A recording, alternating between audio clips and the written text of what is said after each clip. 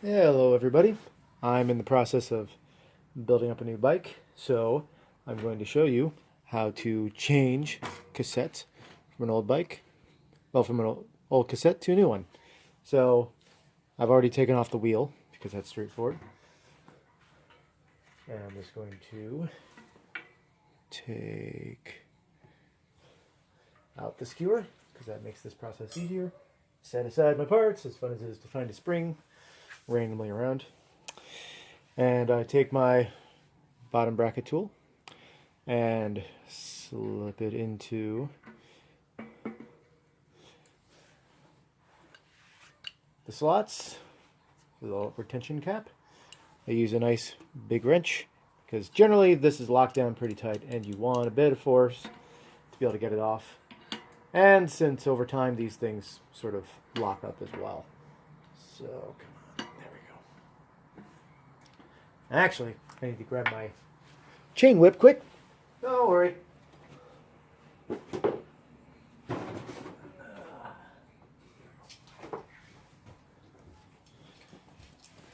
I'm doing this video sort of on the fly, so pardon the lack of planning. So, chain whip is this. It is set up so that it, I'll take this off so you can see it. So it's set up so that this chain will wrap around the cassette, then lock on to the cassette on the same cog, just to keep everything even. Make sure you're not torsioning stuff too much. And there we go. And then we take this and just loosen everything up. You'll see how much force it takes. So on anything sort of more difficult on a bike, force-wise like this, I like to use what I call sort of inventive leverage on it. So here, I've essentially got both arms locked out. This arm's locked out. And instead of pulling and pushing with the arms, I'm just going to pull and push with my torso. There we go. Probably could have been tightened down more since it came off so easy, but not a big problem. Especially since it's coming off anyway. Now this cassette is worn, but I wouldn't say it's completely trashed.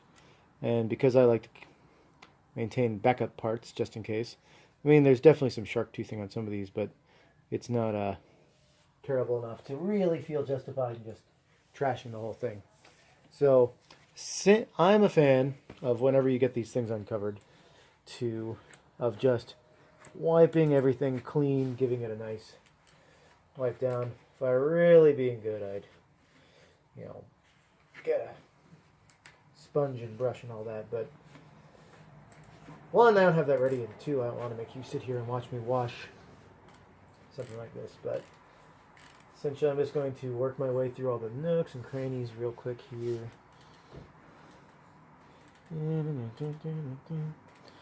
Because cassettes, you don't end up taking off the bike all that often. And so, whenever you get the chance, it's actually nice to give it a good treatment. And one tool that I'm a fan of using One tool I'm a fan of using is old toothbrushes for doing things like this. So I can just brush.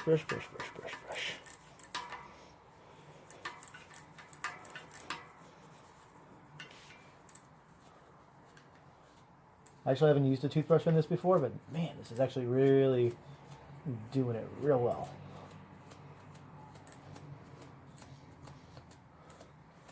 I can see a lot of gunk still in here, so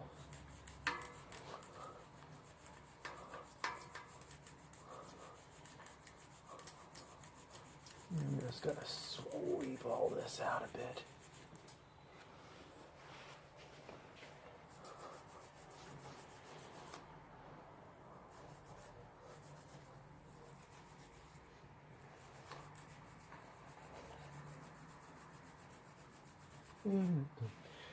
Now, if all your stuff is clean and looks nice and pristine, then you don't really need to worry about this, but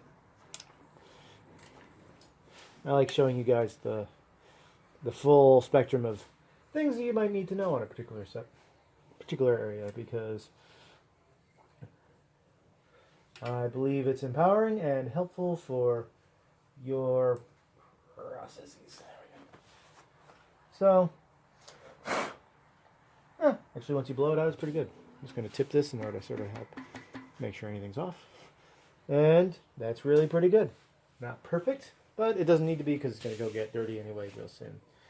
So, this is my new cassette, a 32 tooth, 11 to 32 size. How's this come off? 11 to 32 size group. 11 to 36. Previously, I've had 11 to 30. Man, there's a weird setup for this thing. Hi, girl. Lady likes being involved. Say hello, baby. Now will you come off? So they have this retention little buckle thing in here that's sort of a pain. There we go. Part off. Cut. There. Jeez. Oh, goody. Bunch of parts. Thankfully, I kept them all mostly in line, so it's not too terrible. So, for aligning these things, I'm going to tip the camera up a little bit. So the way these align is on these Shimano ones, there is one notch that's going to be a single one. So all these you see are doubles, doubles, doubles, doubles, doubles, until you get back to here. And this is a single one. And that's where we line up with the same spot on here. So all these are going to be double wide, and then boom, single wide. And so I just drop it on there. Oh, I missed a step, because I like to make sure to do this just because it's nice to lubricate different parts a bit. Not putting on a lot of grease, just a little bit, just to help with making sure nothing ever gets seized up too bad. And the danger of a bunch of grit getting in here and becoming sort of damaged, well, attracting too much dirt and stuff, I don't worry about too much because, well, I just don't. So I find the same notch on here. Find the same notch on here. Where is that? Where is that? It looks like there. That's our notch. And I'm showing you guys finding it sort of in a, I guess, PBS-y kind of way. But essentially you can just paw around and feel it. It's sort of a little bit dumb, but if you can't see it or don't get the chance to be able to, like if you're in a dark place or something, it's not necessarily a terrible way to do it. And the spacer seems like it's got quite a few ways that it can fit on there, so I'm just going to slip it on. Put on this one. Put on... There's the alignment. And find it on this one. So on the top one, a lot of times it's harder to see from the top, so just find it underneath by flipping it over. And then we slip it on. Hi, girl. And then this is where we really actually want our lube. So my mindset on greasing threads is pretty much if you just put it on one spot, or even just on the end, then it'll work its way around as you tighten it, and working its way around is really what you want. So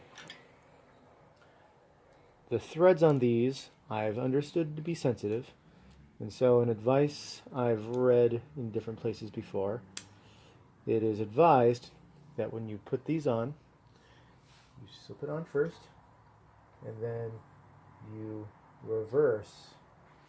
Well, you go in reverse direction for tightening it at first until you feel the thread slip over the edge.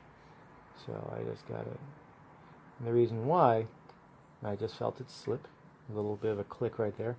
The reason why, apparently not. It's being weird.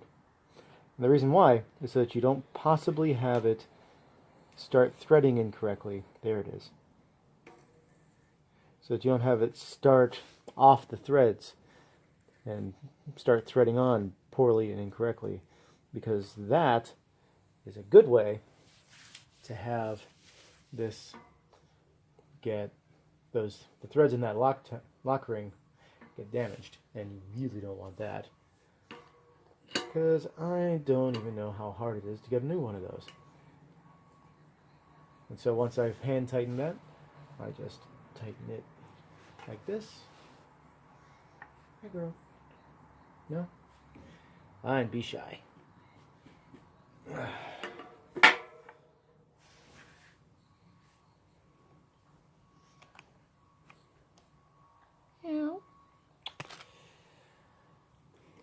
She likes being involved when I do this. Hi. Oh, yes, you're very sweet. Come on, lay down. There we go. And I just gotta hold on to this again. So that sound is the lock ring has notches on it that mesh with notches on top of the